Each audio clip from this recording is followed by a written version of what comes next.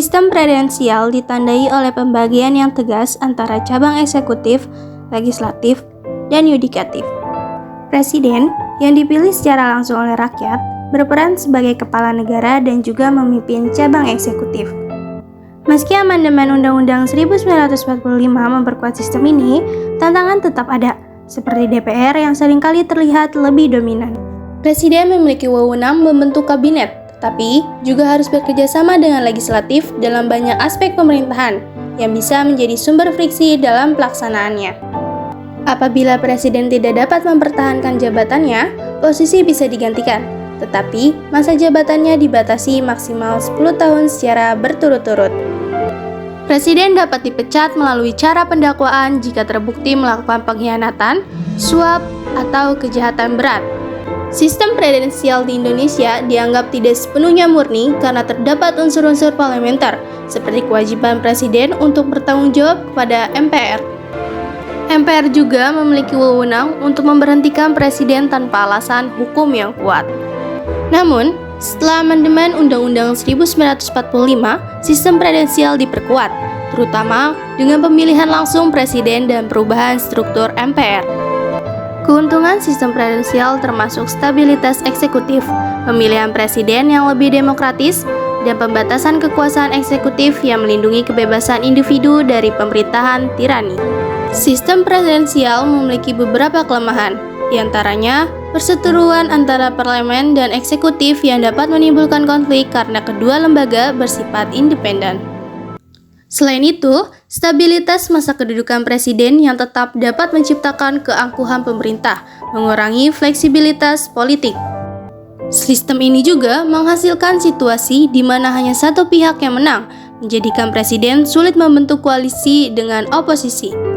Kelemahan lainnya tampak pada pemilu presiden dan wakil presiden periode 2009 sampai dengan 2014, di mana meskipun 38 partai politik berpartisipasi dalam pemilu legislatif, hanya 9 yang berhasil mendapatkan kursi di parlemen. Partai Demokrat yang meraih suara terbanyak hanya memiliki 26,4% kursi, sehingga Presiden SBY harus membangun koalisi dengan partai lain seperti Golkar dan PKS untuk mencapai mayoritas, mengamankan total 423 kursi. Kekurangan sistem presidensial dalam konteks multipartai terletak pada potensi munculnya permasalahan antara legislatif dan eksekutif yang dapat mengakibatkan konflik dan stagnasi. Permasalahan sulit dihindari karena kedua lembaga tersebut bersifat independen dan tidak saling bergantung.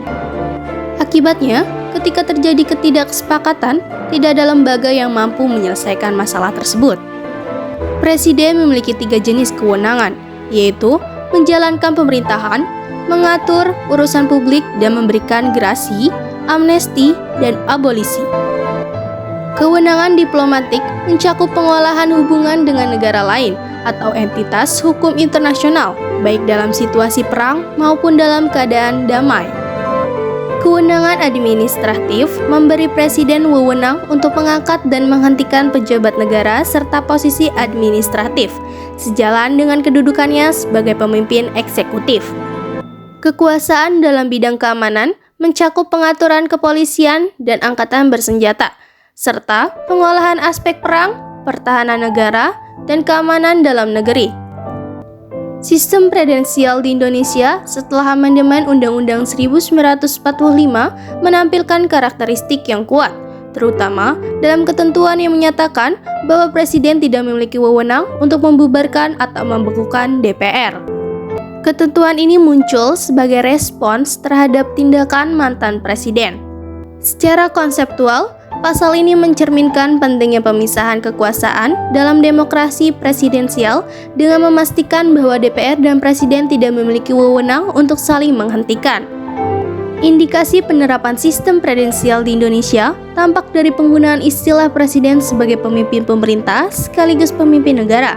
Tanpa adanya pemisahan antara kedua peran tersebut berbeda dengan sistem parlementer. Prinsip pemisahan kekuasaan juga tercermin dalam salah satu pasal yang mengatakan bahwa kedaulatan berada di tangan para rakyat serta dijalankan sesuai Undang-Undang Dasar, menunjukkan bahwa ketidakadanya lembaga yang lebih unggul dari yang lain. Dengan ini semua, lembaga memiliki kedudukan yang setara. Pemisahan antara pemilu legislatif dan pemilihan presiden menunjukkan penerapan sistem presidensial, karena dominasi satu partai dalam parlemen tidak otomatis menjadikannya kepala pemerintahan, berbeda dengan sistem parlementer. Kewenangan presiden dalam bidang legislatif dibatasi hanya ada pengajuan RUU kepada DPR sesuai dengan ketentuan pasal 5. Hal ini berbeda dengan ketentuan sebelumnya yang memberikan presiden kekuasaan legislasi langsung. Berdasarkan kondisi-kondisi ini, dapat disimpulkan bahwasannya sistem pemerintahan yang diatur dalam undang-undang setelah amandemen merupakan sistem presidensial yang asli.